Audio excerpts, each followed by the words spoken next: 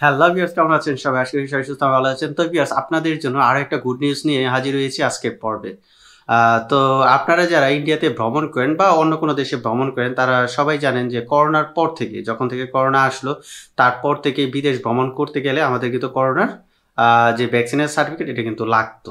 But এখন থেকে আমি অন্য দেশ না, এখন থেকে আপনি ভারতে যেতে হলে আপনার কোনো ভ্যাকসিনের সার্টিফিকেট লাগবে না। তো আগে কিন্তু এই ভ্যাকসিনের সার্টিফিকেটের জন্য অনেকেই কিন্তু অনেক ভুক্তভোগী হতো আর কি। অনেকে দেখা যায় ১ ডোজ নিয়েছে, অনেকে ২ ডোজ নিয়েছে, অনেকে ৩ ডোজ নিয়েছে। তো আসলে এগুলো নিয়েও একটা মানুষের ভিতরে প্যাচ থেকে যেত। কেউ ১ ডোজ নিলে তো আমাকে কি বর্ডারে অ্যালাউ করবে কিনা, ২ ডোজ নিলে অ্যালাউ করবে কিনা, সার্টিফিকেটই লাগবে কিনা, এই ধরনের নানা ধরনের জটিলতা ছিল।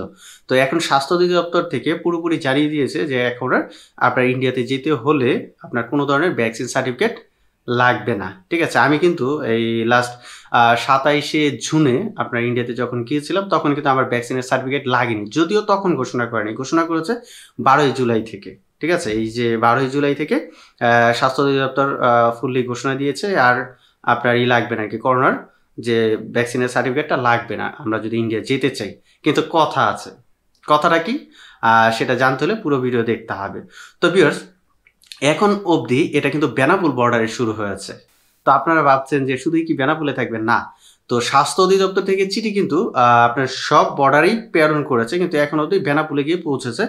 বাকিগুলোতে এখনো পৌঁছেনি। তাই এখন পর্যন্ত আপনি বেনাপোল দিয়ে ঢুকতে হলে আপনার এটা কিন্তু লাগবে না।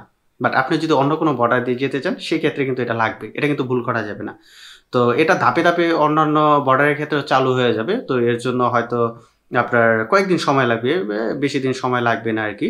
তো যাই হোক, এটা কিন্তু আমাদের বাংলাদেশের যে স্বাস্থ্য অধিদপ্তর থেকে কিন্তু এই ঘোষণাটা দেওয়া হয়েছে। কিন্তু ইন্ডিয়ার যে স্বাস্থ্য অধিদপ্তর সেখান থেকে কিন্তু এই ধরনের কোনো ডিক্লারেশন এখনো দেওয়া হয়নি।